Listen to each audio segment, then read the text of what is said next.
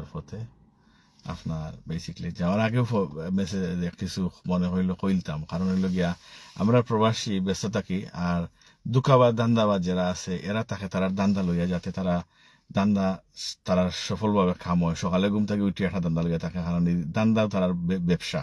আর আমরা ব্যবসা হইল খামাজ সেবা সেবা করা। বেসিকলি যেটা লইয়া আইতাম সেইরাম সাজালার মাজার লইয়া, মাজারের মাঝে মাজারে একটা চক্র খেলার করে বর্তমানে, কারণ অভিভাবকহীন থাকলে ইলা উইব।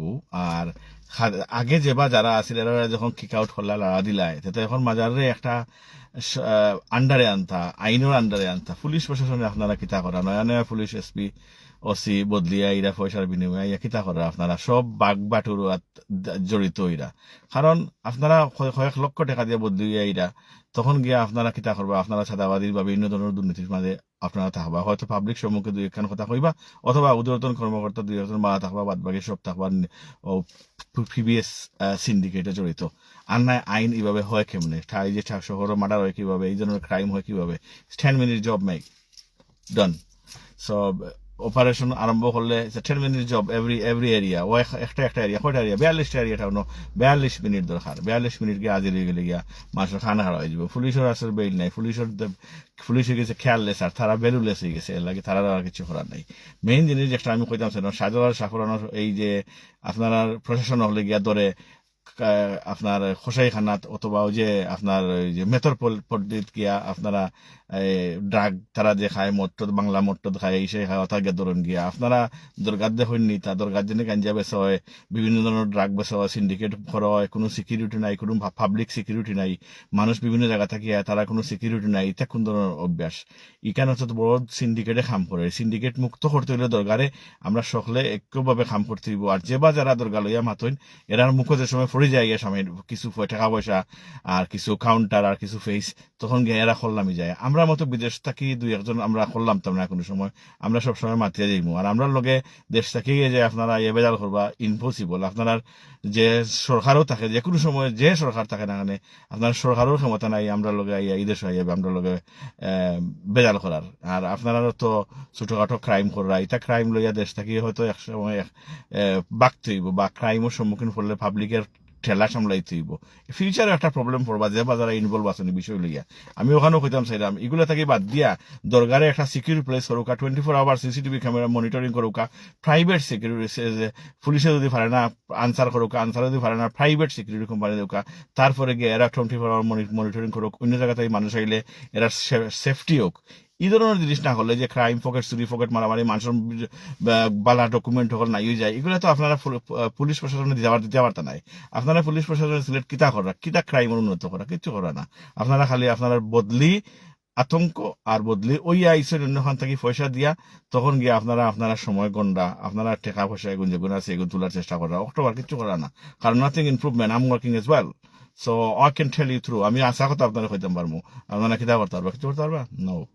কারণ এখানে ক্রাইম জড়িত, এই ক্রাইম নিয়ে বঙ্গ করতে হইব, দরগার টাকা পয়সা সঠিকভাবে হিসাব করতে হইব, তারপরে গিয়ে এইগুলো দরগার টাকা পয়সা দিয়ে দরগারে সিকিউর করা লাগবো। আর না আগামীতে দরগার বদনাম হইব, আর সিলেটবাসীর বদনাম হইব, এইগুলো একের মাথা ব্যথা থাকতো নাই। ফরে সিন্ডিকেট যে যেমনি পারে এমনি খাইব। আগে তো এক পার্টি খাইছে 700 বছর, আগামীতে এই যে পজিশনার, এই পজিশনের সব দুর্নাম তো হইব, আর যারা খাইবার এরা মিলিয়া সবে খাইব ঠিক মতো। আর যারা 2-4 জনে মাতব দেশের এরা তো বন্ধ হয়ে যাব স্বাভাবিক। আর নতুন করে যে আমরা বিদেশ থেকে যারা আছি আগে থেকে মাত্রাম, এখনো মাত্রাম। That's it. Thank you for watching. আর কিছু মাতার নাই। আগামীতে আমার মাতমনে ক্রাইম শেষ করতে হলে বেশি সময় লাগে না। সিলেটের পুলিশ প্রশাসন এখন শাহপুরান থানা, শাহজালাল থানা, অমুক থানা, অমুক থানা, আপনারা কিতা ক্রাইম করা, কি ক্রাইম করেন আপনারা? ক্রাইম আমাদেরকে শিখান নাকি ক্রাইম? আপনাদের মতো ওসিএসপি আমাদের এখানে ইয়া ট্রেনিং নেই, আমাদের এখানে আমাদের কাছ থেকে ট্রেনিং নেই, বা আমাদের সহযোগী বা আমার সহযোদ্ধা অনেক বা কলিকের কাছ থেকে ট্রেনিং নেই, যে আমরা দেখি না আপনারা কি করেন। হ্যাঁ, এইসব দুকাবাজি দুর্নীতি যদি বন্ধ না হয়, তো দরগার অবস্থা আরো খারাপ হইবে। এগুলা বন্ধ করতে হইব। মাত্রাম যে আপনারা অনেকের ফেটো লাত মারি দিলাম, কিন্তু social media one of the powerful weapon in this world. যদি সোশ্যাল মিডিয়াত মাতি আমি মাত থাকবো, আপনি আমার মাত ডিলিট করতে পারবা? আপনি আমার কোনটা করতে পারবা? আপনারা কোনটা করতে পারবা?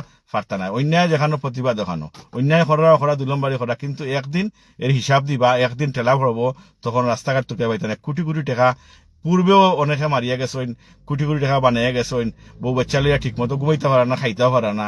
এখন যেবা যারা এই ধরনের খাইবা, ঠিকও বউ বাচ্চা লইয়া ফ্যামিলি লইয়া আগামীতেও ঘুমাইতে পারত না, খাইতে পারত না। আর আগামীটা আর ভয়াবহ আকারে ধারণ করবো, যেবা যারা 2 নম্বরে খাম করিয়া বাগবা, শান্তিতে কোনো থাকতে পারত নাই। আশা করি ভালো আছেন। আসসালামু আলাইকুম, আল্লাহ হাফিজ।